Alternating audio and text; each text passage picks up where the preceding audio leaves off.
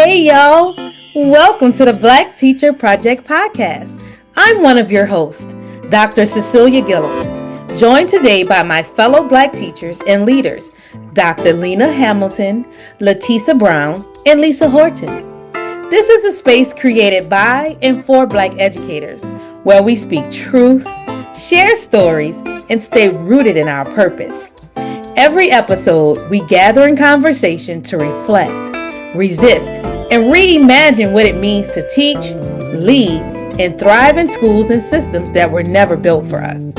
So pull up, lean in, and let's get into it. Hello, everyone. Welcome back to the Black Teacher Project podcast. I'm Cecelia, and today we will be discussing DEI, diversity, equity, and inclusion, the words our president is outlawing. As always, thanks so much for being here, guys. So before we get started, what is the one thing that has brought you joy this week? Okay, hey, Lena here. One thing that has brought me some joy this week is the seniors in my high school where I teach picked up their stoles. So they weren't in classes today. They were just wrapping up loose ends and they were walking around the hallways so proud. And I really enjoy seeing them feel proud of their academic success. So they're walking around and it's just the preview to when I get to see them in their robes, which I love. So that brought me a lot of joy today. Okay, that is wonderful. All right, LaTesa. Some of the babies, during Teacher Appreciation Week, of course, and we don't expect, there's not an obligation, but some of the ones that I know have so little were bringing me like a little lollipop and sharing a piece of their little honey buns. You want some of my honey bun for Happy Teacher Appreciation? I was like, oh, it just warmed my heart. So I thought that was sweet and it brought me joy. All right, thank you. And Lisa, what has brought you joy this week? I think one thing that brought me joy on to pigtail on Teacher Appreciation Week, one of my students brought in a painting that she had done for me, and it was just beautiful. It was just beautiful, and it's her second piece that I was gifted. And she's so quiet and brilliant. And to see her, express herself in this way and then share it with me, it just really warmed my heart. What about you, Cecelia? Well, sitting here thinking about it, so this is Teacher Appreciation Week, and I was actually selected as the May Teacher of the Month through this attorney. His name is Gordon McKernan, and I'm actually going to be featured on like some billboards all around town in New Orleans, and so that really warmed my heart. Yes, and it was an essay that actually my daughter wrote in about me, and it was just very sweet to like hear the things that my real children recognizing me, because I really do feel like a lot of times that my real children get the short end of the stick because I'm always so focused on other people's kids. Everybody, mama. Yes. And so anyway, so that was just like the icing on the cake for me, just going into this month, because this month has been crazy. It really has. Congratulations. That's wonderful. Thank you. Yes. Can we just take a moment and celebrate you? That is wonderful. Yeah. Beautiful. Wonderful. Yes. Appreciate you all. All right. So now it is time to get into this rather heavy conversation, but we can also, kind of keep that light here, but it is heavy. So I'm going to just start here. So how has your school climate changed in regards to DEI since President Trump came into office? And you can go first. Okay, I'll jump in and just interrupt me, folks. But I'm thinking here now of this current presidency, and the months leading up to it. So maybe last spring, so the past year, calendar year, not just academic, that I'm in the state of Georgia, and a lot of our legislature coming out of the state is mirroring the attempts of our current presidency.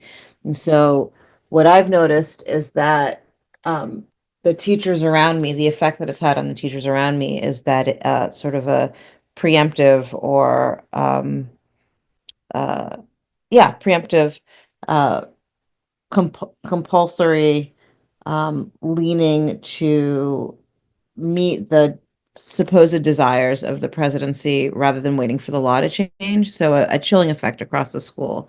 So there's a lot of backroom talk about what teachers are afraid to teach or what they shouldn't say or what they quote unquote can't say. And students are saying to me in my classroom, teachers are telling them what they aren't allowed to teach when they're actually silencing themselves. It's not law. They're drawing the line much further ahead of them than they need to.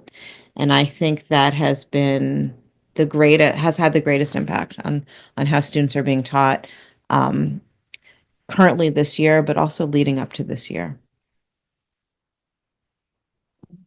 Um, I guess the same thing is happening all over our country, where some states are mirroring what's happening nationwide with 47. So I am chair of the Culturally Responsive Teaching Committee at my school. And I've been informed that, eventually we're going to have to rename it. Our website has been retooled to kind of align itself with the current political climate. Um, so nothing has changed yet, but I'm a little bit fearful when we feel like we have to reword things, on the one hand. On the other hand, I don't get a sense that anyone is going to um, bring the hammer down on what you're doing in your own classroom. However, I can't be so sure. I teach at a school that is predominantly white female, and we know the leanings of or their voting history. So I'm not sure who I'm working with. If that hotline is going to be called when there are rumblings of what Ms. Harton is doing with the committee or what she's doing in the classroom. So it's kind of like I feel like I'm bracing myself for what could come. All right, and Um, you, LaTesa. Yeah, go ahead. I would say,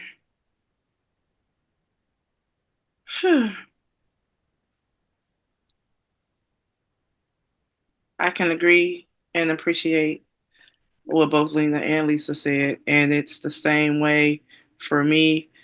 But the thing that really sticks out to me and really hurts my heart is the purpose and intentionality is stripped away before um, it has to be, as Lena was saying. There was a great push.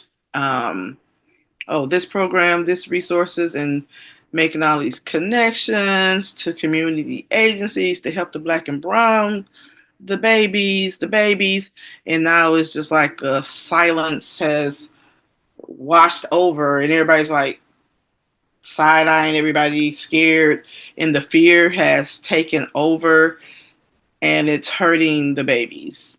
Before, like you guys said, there's even any legal ramifications. You're just going by what might be, could be. But before it was all like, oh, DEI, DEI, all the resources. And now it's like, oh, we don't have money. We don't have money. And then our attendance is dropping because um, they're scared that somebody's going to come up in the classroom and take the kids. And teachers are like, oh, I'm going to do this. No, you can't do that. We don't know anything. Um, I'm in the state of North Carolina now, and We have a high population of Hispanic um, students, and so they're scared. So then, if the attendance is so low because they're staying home because they don't know if they're going to be separated from their children if they send them to school, then it's like a whole circles and cycle, because then you don't get that funding, because we got the per pupil capita. You don't get that, and then programs are going to have to be cut anyway to affect everyone. And then also positions will have to be cut. So now everybody's like, oh, and the principal had actually an emergency staff meeting to let us know, basically we already have to do the observation spiel or whatever, but to let us know with the current political climate, and how the attendance is going, somebody's going to lose their job. So now everybody's all like, oh, what are we going to do? What are we going to do? And all the intentionality, all the purpose, everything has just been stripped away. And this is just the whole fear has overtaken everything. So everything just sucks. I wanted to add that I forgot the year before last, we had a director of DEI, and her position was retooled. And she decided that, that didn't fall in line with her beliefs, and she left. So the new person was teaching and learning / DEI. Um, but I really believe that the leadership of our district will find a way to serve all of our children. But like you were saying, LaTesa, with these cuts in funding, I don't know how everything is going to happen. We'll be operating on a skeleton crew. And for the people that are in support of the slashing of DEI initiatives, that's not the only thing that's being cut. The summer program for feeding children is being cut. Mental health services and support for children that's being cut as well. So Summer bridge programs are being cut. yeah, so there's a lot going on in addition to the attack on DEI. Yes. Yeah, that is like so true. And here I am. I'm in New Orleans, and so although Louisiana is a very red state, New Orleans is the bluest of the blue in the dot. And so where I currently work, there has been no real change, right? Because everybody there is pretty much, and I'm talking about that's black, white, Hispanic, whatever you look like, you're still riding the waves of diversity, equity, and inclusion, because we purposefully get away from just saying the DEI, because that's the part that I think dehumanizes it and makes it sound like, oh, the black and browns, they're coming in to take your jobs and they're doing this and they're not even qualified. When we know statistically, black people, especially black women, are 20 times more educated and overly qualified for their position. So I don't even know where that rhetoric comes from. But like at my school, and that's the one thing that I do appreciate, is that my leaders are still willing to fight the good fight. Now, I don't know how much longer they're going to be able to do that, but we are also, like we're a charter school. We are a public charter school, but we still we pride ourselves on making sure that we are equitable for like all of our kids, making sure that we are inclusive and that everybody feels a sense of belonging, because really that's what he's attacking, and he doesn't even know. But because of the type of people that he has following him, not them, following him, they just think that, oh my God, DI is such this horrible thing. So as far as in my schoolhouse, everything is still fine. We are still kind of honoring, different things to help our students grow. But I do know where I previously was working at for 18 years. I know that story there, and that's like what, 35 minutes up the road from where I work now. Just go to show you how 35 minutes could really change the landscape in a trajectory like a child will be on, just depending. And, over there, they, rolled back all kind of things. They got rid of their director of diversity, equity, and inclusion, like you said, Lisa, and it became like I don't even know what she's doing now. Like, I don't even know what her title is, but obviously that title had to be stripped. And I'm just waiting for the moment that we can get to the revolution. You know what I'm saying? I don't know when it's going to come, how it's going to come, and where it's going to come from. But he's doing some pretty crazy things, which is kind of going to lead me into my next question. How has this personally impacted you? Like, so thinking about diversity, equity, and inclusion, the current political climate that we all know that's going on. We talked about it on a school level. Now let's kind of drill that down to, like, personally, how is this impacting you in your day-to-day job? Because we're all educators. And in some form, because even it's impacted me, but I will let whoever wants to go first and kind of just talk about the personal implications. I'm going to move backwards from what's happening in my district to the personal because they're connected, which is that my district called an emergency meeting last month and said that they had to, without bringing in community voice, bend basically the knee to the state, and they removed all diversity, equity, and inclusion from our charter. We are also a public school with a charter.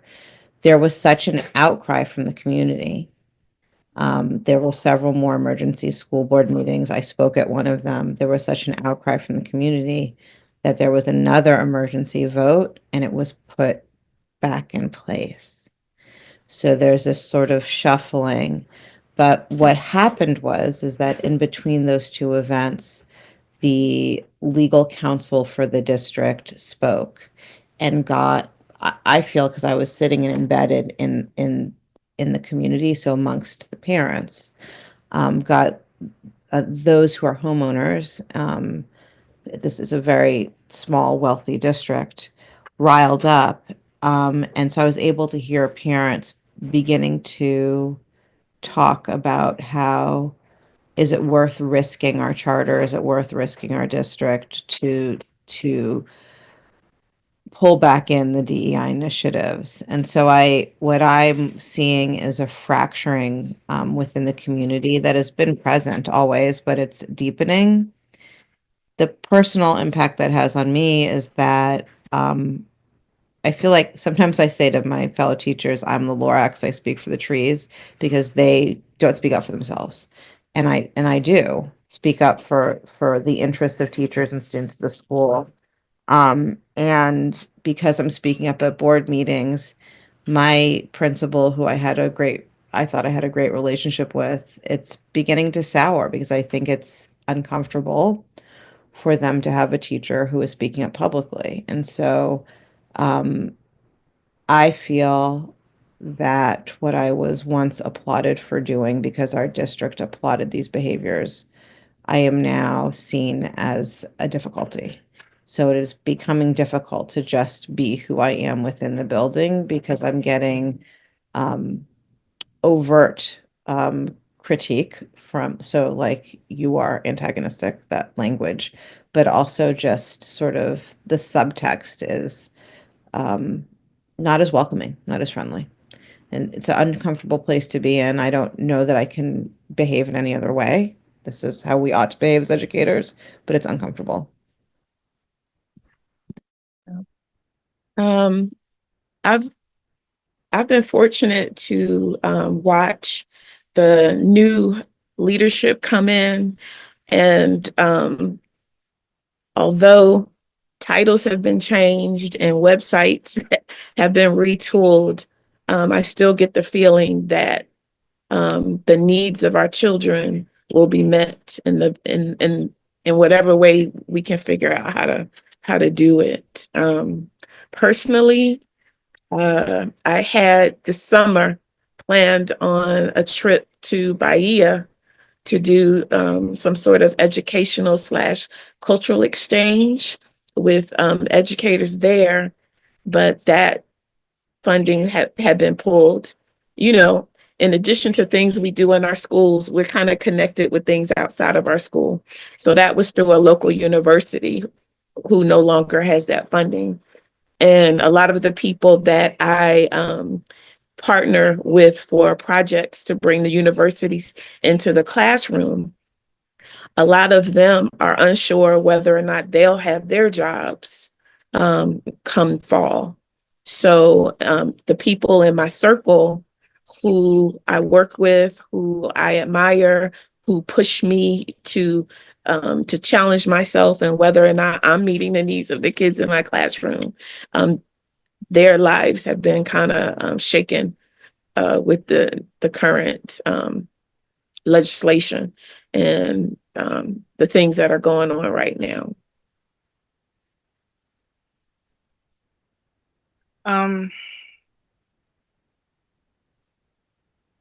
There were a couple of programs that I planned for, because as educators, now I'm in a state where we get paid once a month, and we do not get paid over the summers. Now I can put something aside out of every check. That's fine and dandy, but we all know life be lifing. So maybe it's not as much as I planned, but there's always some type of community program or something, and I pride myself on scheduling. Like, okay, I'm going to do this 2 week seminar helping my little black and brown babies over here. So I had all that planned. Two of the three were canceled. I don't know, maybe because they started with the word black. I don't know. So I'm still waiting to hear from the third. So of course that means livelihood has been affected, but not just because I want to buy a T-bone steak, and maybe I can't buy J's. No, that's not it. It's a livelihood thing, and as a responsible adult with people that depend on you, I have aging parents back in Michigan. I have my adult children, but they're still my children, and I have some grandnieces and nephews. Their little pre-K or summer programs were cut off. So I have to make sure, that everybody's okay, that I love at least partially okay to the best of my ability. And so I feel helpless because a lot of those things have been stripped from me, unbeknownst to me, and I applied for this fellowship also, and I was one of the finalists. So then I kept waiting for the deadline. Oh, they're supposed to get back with the finalists by this date, and that date never came. I kept receiving emails, and the emails always start off like, "Oh, we had so many qualified candidates, so it's taking us longer. Please bear with us. Please bear with us." But that just means you were weeding it out or looking for every indicator. That's what I feel, because I submitted a hell of an application. But, so that's out the window as well. So, personally, it has taken a toll, and it's starting to take a toll. So then I'm wasting time and energy trying to reschedule and recalibrate, if you will, my trajectory for the summertime and for my family needs and for my well-being, to take care of my responsibility. And I know another thing is this is like a secondary issue, the stress of it personally.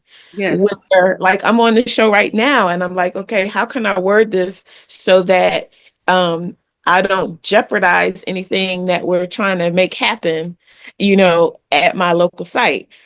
So it's just like the stress of having to figure out your wording, the stress of if I say this to this person, what's going to be the ramifications of that, where some people are like, I don't care.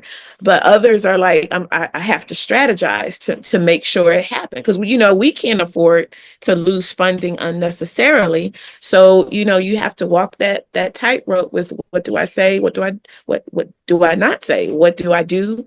What do I need to keep, under wraps? And that's just unnecessary stress. It reminds me of that title of like Black fatigue.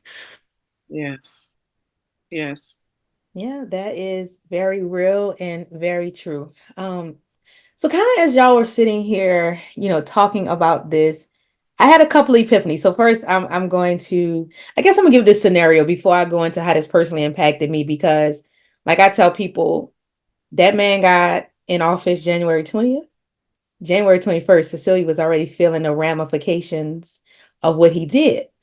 But so in my biology class, because we're studying ecosystems and looking at ecology, I decided to bring in the Lion King because we're at the end of the year, and they've already taken their state standardized test. So, of course, kids check out. Like after they take that standardized test, they just think school is over. And it's like, no, it's not over. We still got things to do. So here we'll do this educational thing. So we're watching the Lion King.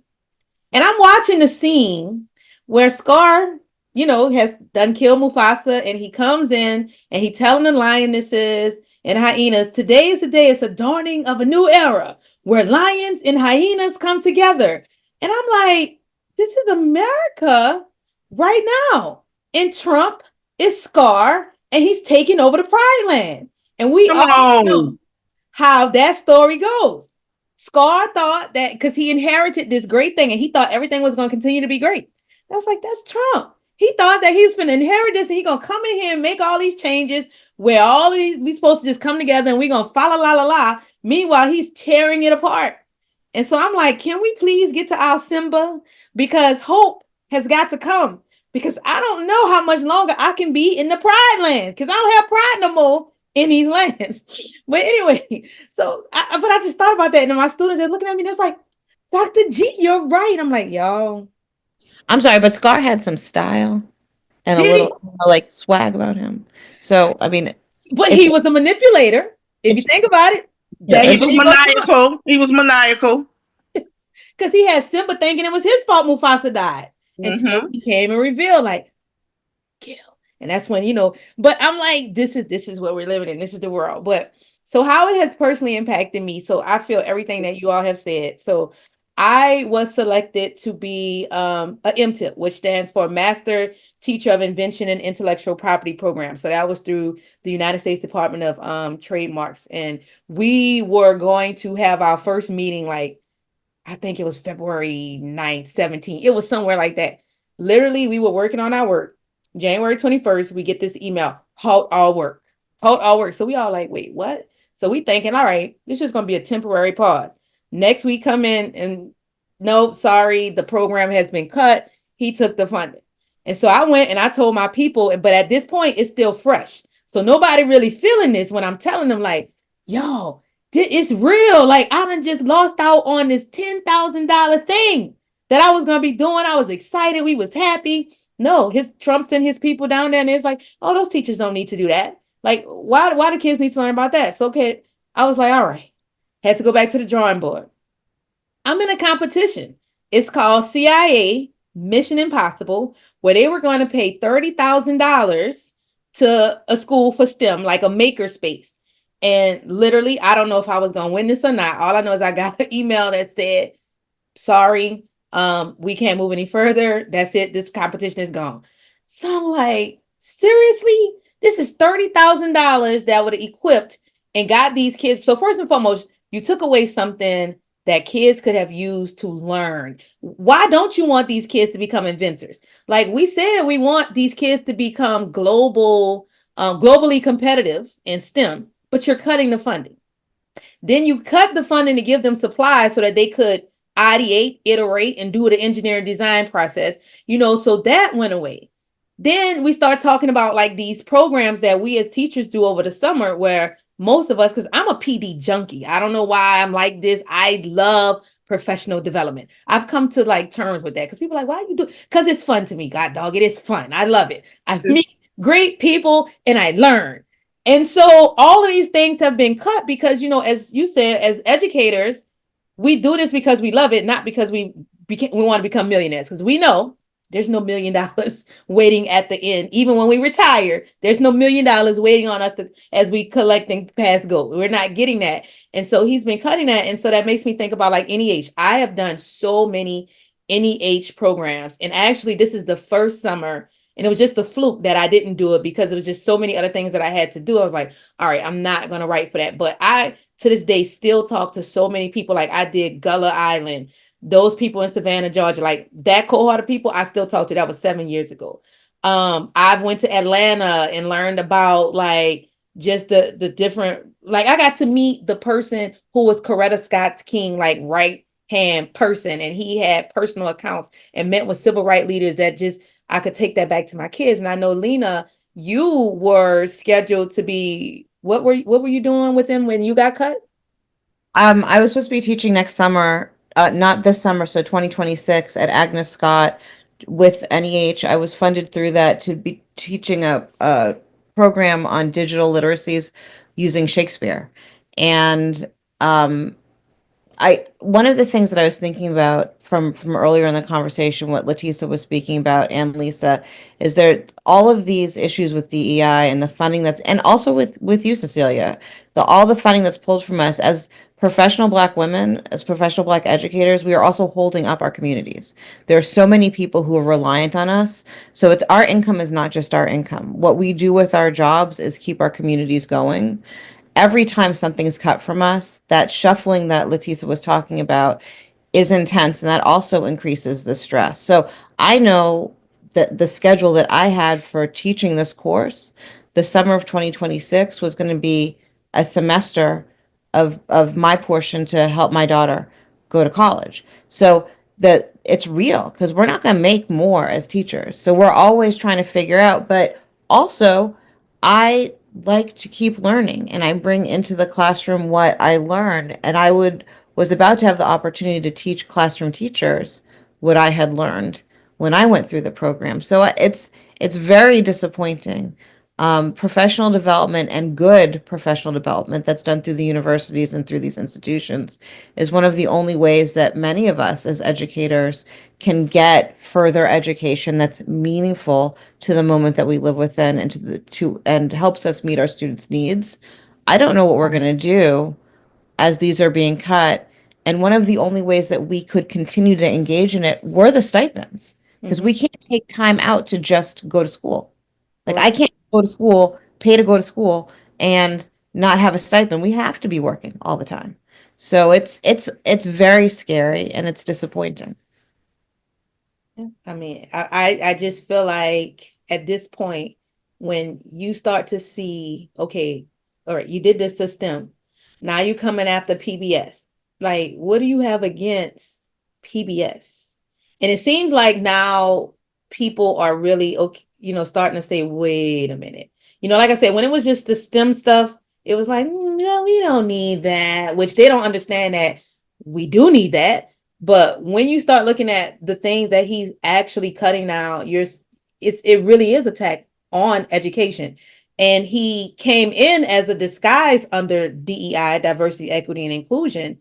But really, ultimately, what you want is a dumb citizenry. You don't want us to progress. So when you say you want to make America great again, what greatness are you trying to get to? Are we trying to get back to like the Jim Crow days? Like where are we going with this? You know what I'm saying? And if we just keep sitting back and allowing this to happen, like that is like my fear. Because I know that I got it. Like, you know what I'm saying? I done got my terminal degree, but then I think about like my kid, like my youngest is 14. So he would technically be going through 4 years if he stays in 4 whole years of this nonsense, this foolery, these opportunities that are going to be taken from him because we are at the remnants. Like most of these programs may be able to sustain for 1 year, maybe. But I'm a FET fellow, so I'm on. I got that fellowship, and I just got actually an email. It just sparked my memory yesterday. NSF has took away $1.5 million in funding from FET. And I don't know if any of y'all ever used FET simulations, but those are science simulations that were free. And so now they're on a campaign trying to raise money. And it just hurts my heart when you keep seeing it. Because, I tried to like shut social media off, shut the news off, because I'm like, every single day since this man has been in office, it's something new. Somebody, did you hear? I'm like, no, I didn't hear. What is it today?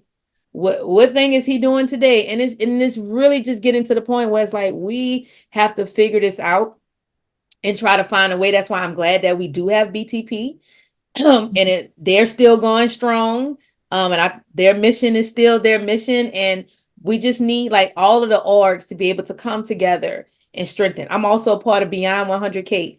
They are definitely in the work of diversity, equity, and inclusion, and luckily they get their funding through other sources. But I mean, I don't know the answer, and I don't know how y'all feel about this, but it's like, where do we go from here? Like, I'm trying to understand the whole erasing the great, profound history. How is that? I can't wrap my mind around that part of this whole dismantling of DEI. When you want to erase all the archives, you want to erase all the history, you want to erase all of these things that people of color have done that are amazing, that are phenomenal, that are like no other. Why? Huh? I've thought a lot Make about America this. great? Yeah. Okay. Yeah, with secondary students, I've thought a lot about it because I'm seeing the result of years of them not getting proper detailed historical education. I think the purpose of removing the names and removing these elements of history and creating a sense of how truly diverse our nation is that then the children can be fed a lie about who they are and who their enemy is, right? So they don't see how high the stakes are. So blurring the lines, creating this general sense of society that has no specifics and no details means that these children make their way into adulthood and really aren't able to understand the society they live within or even who they are. They have no sense of self. You can't push back against anyone controlling you when you have no sense of self. And I And think it goes it's the both end game. ways. It's not just a sense of self for Black and brown children, it's sense of self for all children, sense of who they are and who others are as well. And when you ask, like, why is all of this happening? It's one is a power grab.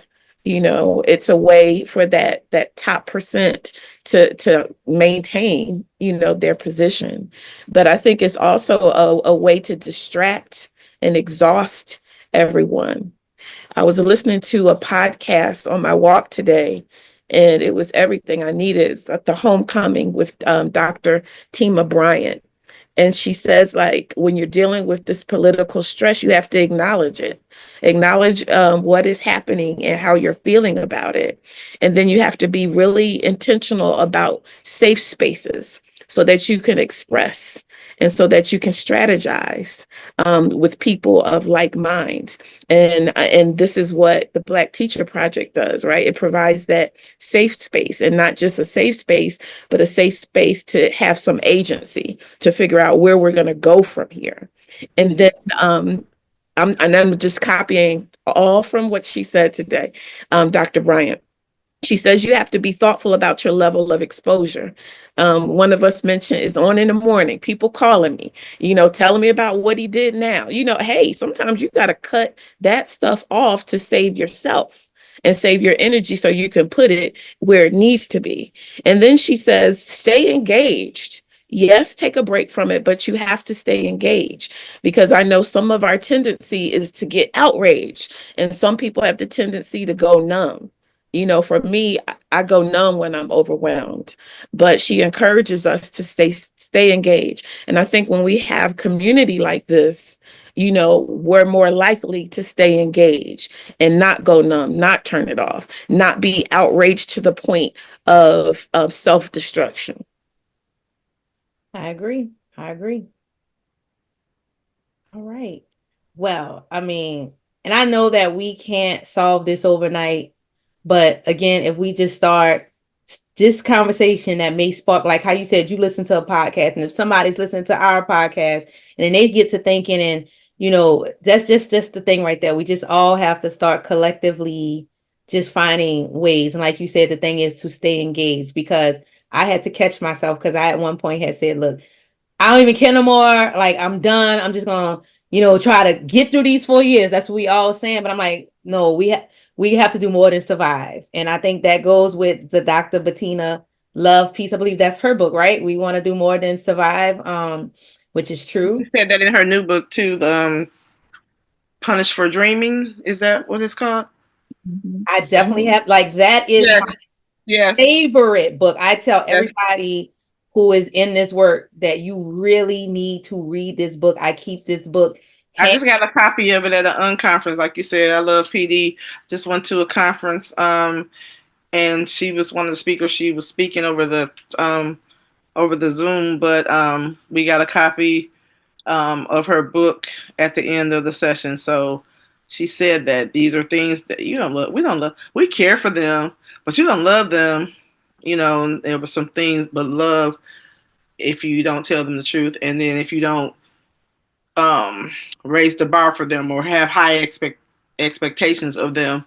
Just like with this whole dismantling of DEI, you want them to just be whatever. So, As my grandmother would say, one monkey don't stop no show. oh We no. find a way. We've always found a way, whether we're braiding rice in our cornrows, whether we're sending message via drum, Mm-hmm. whether we are having literary societies that will publish works for teachers to use in their classrooms, we will find a way as long as we're together. Come on now. I believe that is so true. And I'm going to kind of close us out with this thing because as you all were talking, I just thought about so at my school, they do how they pick their teacher of the year differently as compared to my old school, where basically the students, it's all student, and the students have to go first through nominate, send in these little essays or what have you. And so the CEO of my school shared with me today, I was on my way out and he said, wow, whenever you get kids to share their appreciation for being challenged, you know you've made it. So one kid, I don't know who this kid is, said, Dr. Gillam's biology class hasn't been easy, but I'm glad it hasn't. Dr. Gillam pushes us past the standards we have set for ourselves so we can grow as science students. And he says, can't believe this is your first year at this school. We are so darn lucky to have you. And so that is the thing that I would like to close it out with, is that we have to be that example for our students. And I know that that is the charge that I carry. Like, even though all of this stuff is going on in the world, I still have to go in my room and do the best that I can to prepare these children for, like I tell them, the other side of life. I said, because as long as you're in these four walls, it feels safe. I said, but I'm going to prepare you for what's on the other side. Because like I tell them, nothing that I have received, everything I've gotten has been earned. Nothing has ever been given. And they have to understand that, especially our black and brown babies. So I'm also going to give you all the opportunity, if you have any last thought that you kind of want to close this out with before we leave, go for it.